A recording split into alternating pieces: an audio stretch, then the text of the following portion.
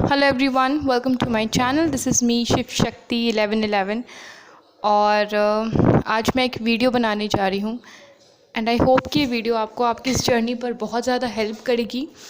और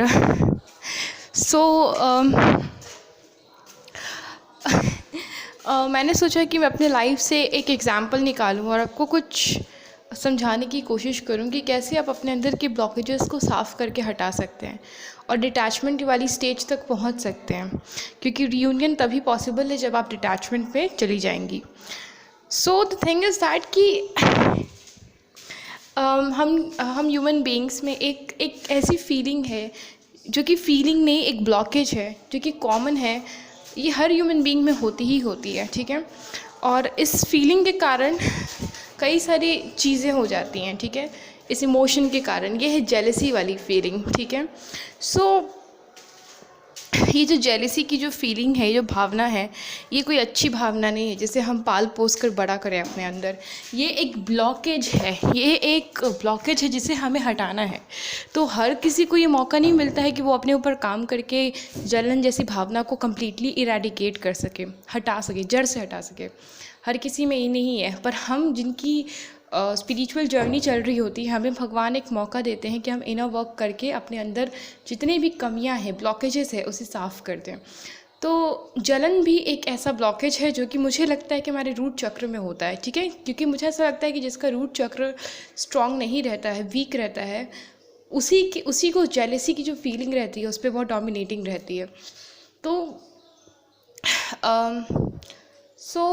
डेफिनेटली अगर आप चाहते हो कि आप इस जर्नी में आगे बढ़ो, आप रियूनियन तक पहुँचो, तो पहले आपको अपने अंदर के सारे ब्लॉकेजेस को हटानी पड़ेंगी। तो अब चलो मैं आपको अपने एग्जांपल से समझाना चाहती हूँ। मैं सोच रही थी कि चलो मैं ये कह देती हूँ कि आप जलन करना बंद कर दो, आप जेलसी बंद कर दो, एकदम हटा दो। पर कैसे, क्या कोई तरीका है, कोई ट्रिक है?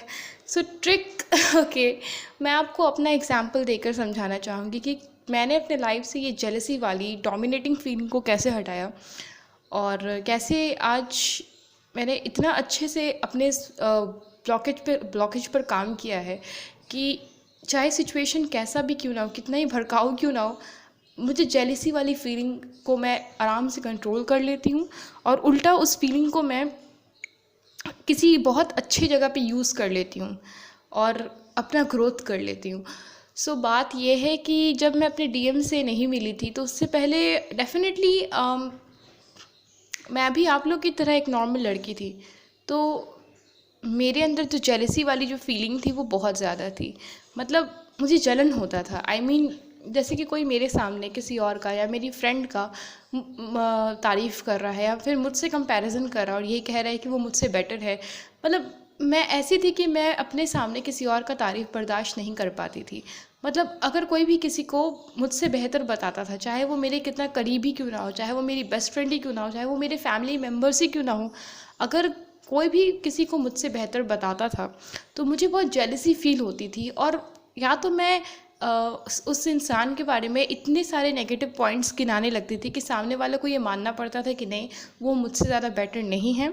या फिर मैं तरह तरह के कोशिशें करने लगती थी कि मैं सामने वाले की नज़र में ज़्यादा बेटर कहलाऊँ, ज़्यादा परफेक्ट कहलाऊँ, कि मैं ज़्यादा अच्छी हूँ। तो ये एक ब्लॉकेज था मेरे अंदर में। मुझे अंदर से लगता था कि सही नहीं है, बट उस वक्त इनर वर्क करने का इजाज़त, मतलब एक होता है ना, वो परमिशन भगवान ने दिया नहीं था। तो इस ब्लॉकेज को मैं नहीं हटा सकती थी काम करके। फिर क्या हुआ कि मेरी लाइफ में मेरे डीएम की एंट्री हुई, ठीक है। और और ये तो आप सब लोग जानते हैं कि जब आपके लाइफ में आपके डीएम आते हैं और जो वो बबल फेज़ होता है, उस फेज़ में जितनी भी डीएफ है वो सब अपना 100% देती हैं। वो चाहती हैं कि बस एनी हाउ वो अपने डीएम के लिए बेस्ट, मतलब डीएम को ऐसा लगे कि वो उनके लिए बेस्ट है, परफेक्ट है। और डीएम, मतलब जो डीएफ है ना, वो डीएम को खुश करने के लिए अपना 100% देती है और ऐसा एक भी कसर नहीं छोड़ती है बबल फेज़ में कि डीएम उनको पॉइंट आउट करके ये कहे कि नहीं, तुमने ये कमी छोड़ दिया, तुमने वो कमी छोड़ दिया। तो बबल फेज़ में जो डीएफ है वो 100% डेडिकेटेड रहती है अपने डीएम के प्रति। तो सेम यहाँ भी था, मैं भी अपने डीएम के लिए 100% डेडिकेटेड थी और कोई कसर नहीं छोड़ती थी। इवन मैंने प्रतिज्ञा टाइप का भी कोई चीज़ ले रखा था कि नहीं, चाहे कुछ हो जाए, whatever the situation will be, मैं whatever the situation will be, मैं हमेशा अपने डीएम को 100% ही दूंगी, और चाहे मेरे हाथ में हो या ना हो, but yet I will do my best.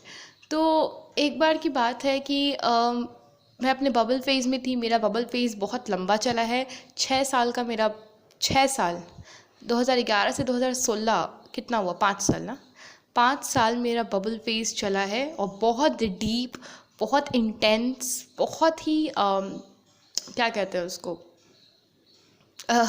Glorious मतलब बहुत ही ज़बरदस्त मेरा बबल फेज़ था, जहाँ तक मुझे याद है। तो और 2017 से मेरा सेपरेशन फेज़ स्टार्ट हुआ। सो ओके कहाँ थी मैं भूल जाती हूँ, रह कर, आई एम रियली सॉरी।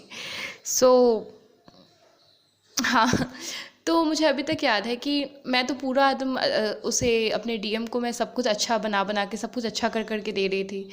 और बहुत मतलब एक बार की बात है कि मैं अपने एक बहुत ही क्लोज़ फ्रेंड के घर गई हुई थी। वो मेरी बहुत ही क्लोज़ फ्रेंड है, ठीक है, बहुत अच्छी है, बहुत डिसेंट लड़की है वो। मैं उसके घर गई हुई थी, और उसके अपार्टमेंट के नीचे खड़ी होकर मैं उससे बातें कर रही थी। मेरी जो फ्रेंड है वो मुझे भी जानती है, उसने मुझे भी देखा है, जानती है, और मेरे डीएम को भी उसने देखा है। तो हम लोग बस ऐसे ही नॉर्मल बातचीत कर रहे थे। उसी दौरान क्या हुआ कि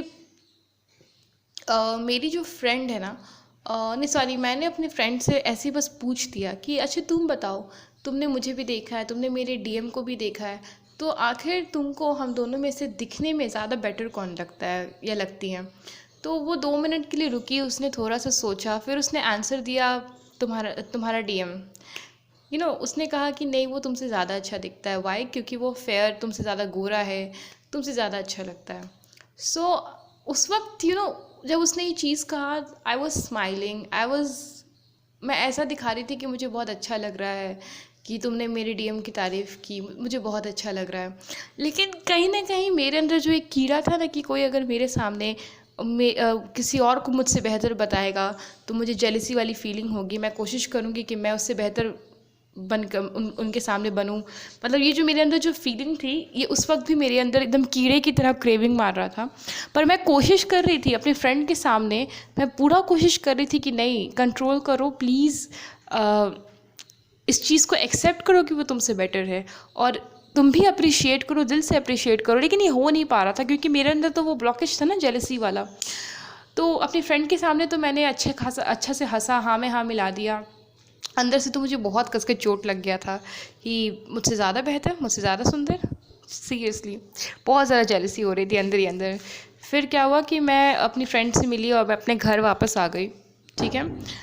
मेरी फ्रेंड ने तो बिल्कुल खुल के कह दिया कि वो ज़्यादा बेटर दिखते हैं, वो फेयर है, ये है, वो है।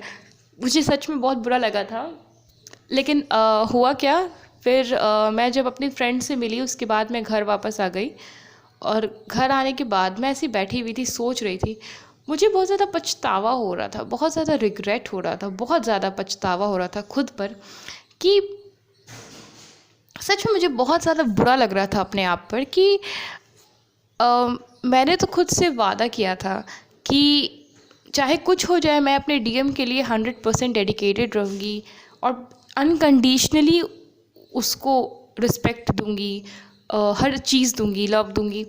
लेकिन आज सिर्फ मेरी दोस्त ने मेरे सामने मुझसे ज़्यादा बेहतर मेरे डीएम को बताया, तो मेरी जो गंदगी थी, जो जेलसी वाली जो गंदगी थी, ये मैंने अपने डीएम पे भी डाल दिया। मतलब चलो, मैं पूरी दुनिया पे डालती थी, पूरी दुनिया से मैं जलन करती थी और नीचे सामने वाले को नीचा दिखाने का कोशिश करती थी, खुद ऊपर उठने का कोशिश करती थी। लेकिन ये पैंतरा मुझे अपने डीएम पर तो नहीं अपनाना चाहिए था। मतलब एक तरफ से मैं कहती हूँ, मैं उस वक्त बैठ के सोच रही थी, मुझे खुद पे बहुत ज़्यादा पछतावा हो रहा था कि एक तरफ से मैं ये कहती हूँ कि मैं अपने डीएम को 100% प्योर शुद्ध लव करती हूँ, ठीक है। और दूसरी तरफ से जब किसी ने मेरे डीएम को मुझसे बेहतर बताया, तो मुझे उससे जलन हो रहा था। मैं अंदर से चाह रही थी कि मैं ना बस ऐसा कुछ उसके बारे में नेगेटिव निकाल दूँ, उसके चेहरे के बारे में कुछ भी, कि उसको मानना पड़े कि नहीं, तुम ज़्यादा अच्छी हो। या फिर मैं कोशिश कर रही थी कि नहीं कुछ ऐसा करूँ कि मैं उससे ज़्यादा बेहतर लगूँ। मुझे बहुत बुरा लगा था सीरियसली कि ये जो चीज़ है जो मैं दूसरों पर ये जो चीज़ है जो मैं दूसरों पर किया करती थी, मतलब मैं इतनी गिरी हुई हूँ, मैं इतनी नीच हूँ, मैं इतनी घटिया हूँ कि मैंने अपने डीएम को भी नहीं छोड़ा, जिससे मैं शुद्ध लव करने का दावा करती हूँ, मैंने उसे भी नहीं छोड़ा। मैंने अपना ये गंदगी, अपना ये जेलसी वाला गंदगी उस पर भी डाल दिया। मुझे रियल में बहुत ज़्यादा अंदर से पेन हो रहा था, मुझे बहुत ज़्यादा बुरा लग रहा था।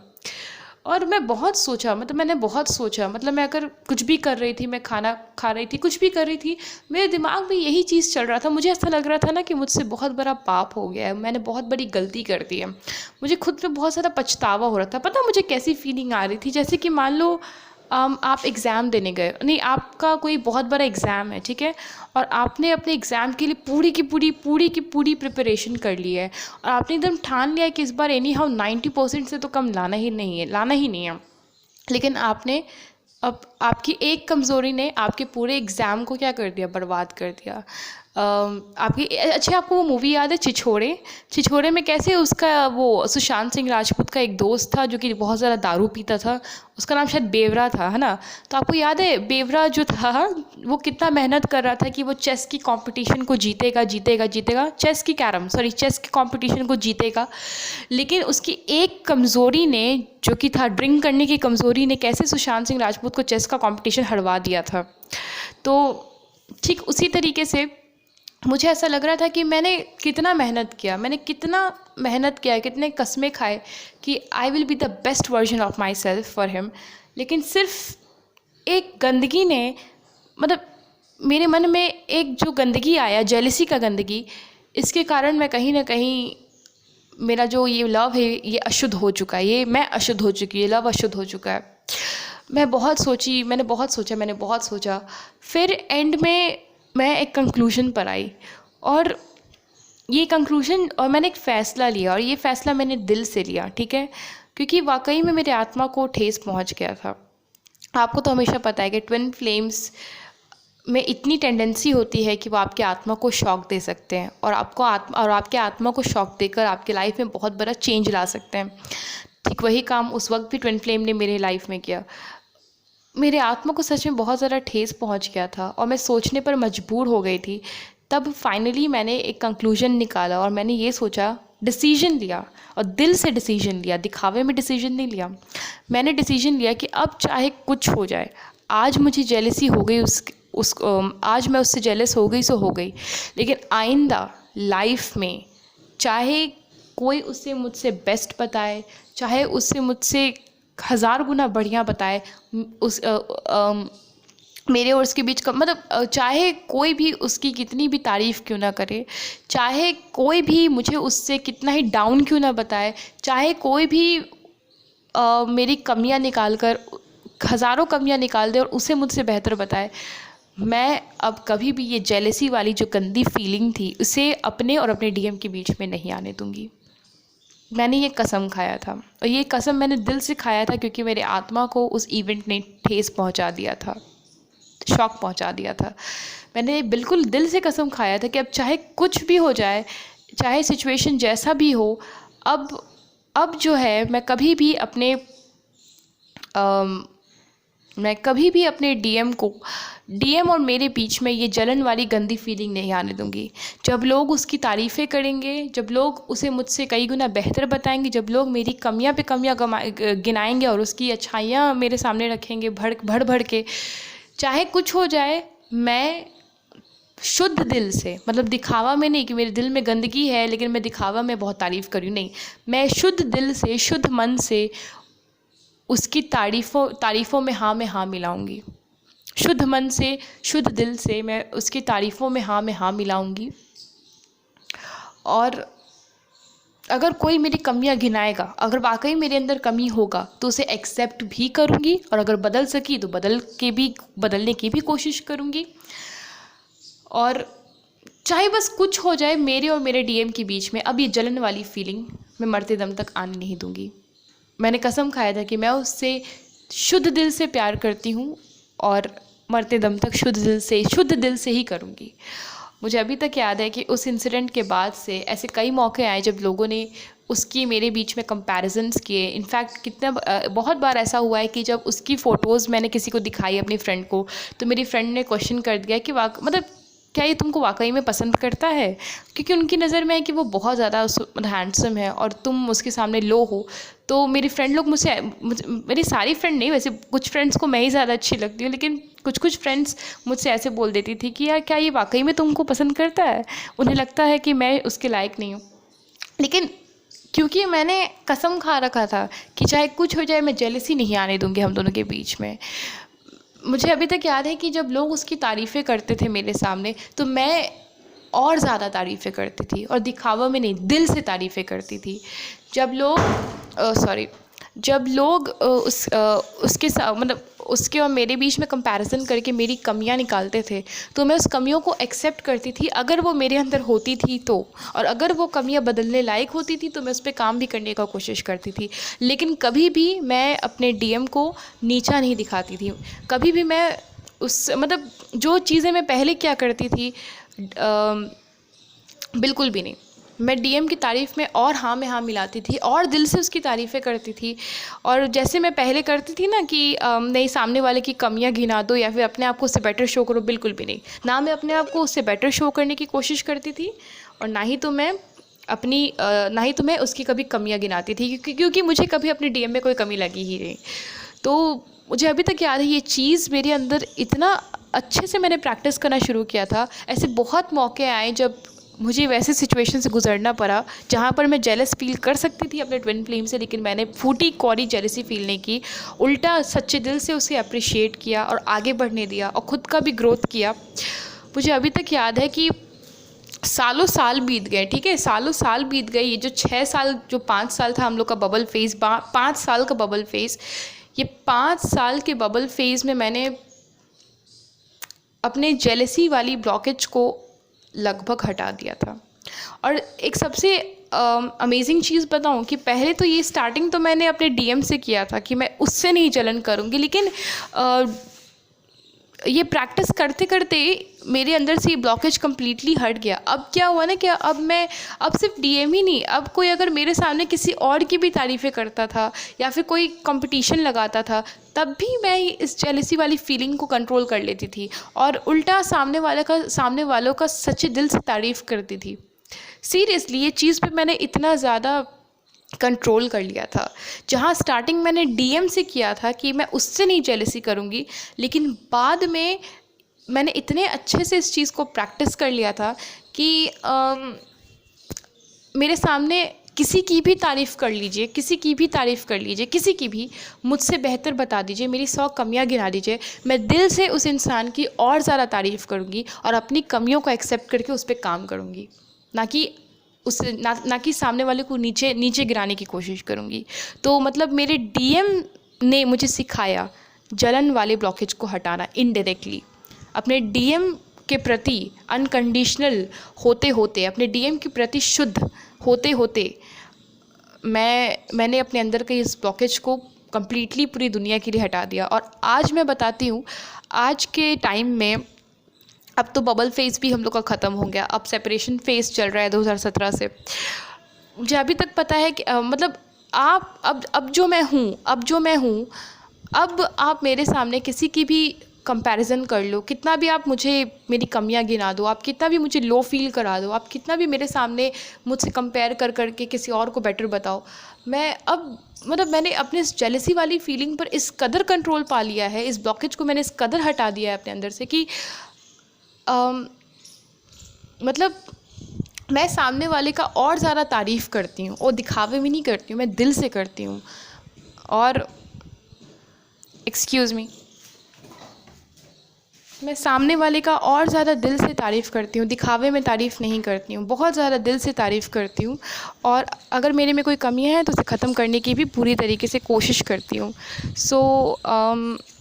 मैं उम्मीद करती हूँ कि आप लोगों को मेरी ये स्टोरी अच्छी लगी हो और होप कि आपको कोई एग्ज़ाम्पल मिला हो कि कैसे अपने अंदर से जेलसी वाली ब्लॉकेज को हटाया जाए कम्प्लीटली।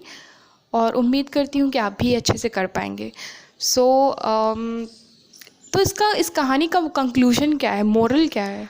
एक्सक्यूज़ मी, इस कहानी का कंक्लूजन क्या है, मोरल क्या है? इस कहानी का कंक्लूजन मोरल यही है कि आप जितना ज़्यादा अपने डीएम से प्यार कीजिएगा, शुद्ध प्रेम कीजिएगा, उतना ही ज़्यादा आप अपने अंदर से ब्लॉकेजेस हटाने में, इनर वर्क करने में सक्सेसफुल हो पाइएगा। ठीक है, पहले आप अपने डीएम के प्रति हर नेगेटिव फीलिंग्स को अपने अंदर से धक्का मार के निकालिए, तभी आप अपने अंदर से पूरे तरीके से हर गंदगी को निकाल पाइएगा। So thank you so much, take care.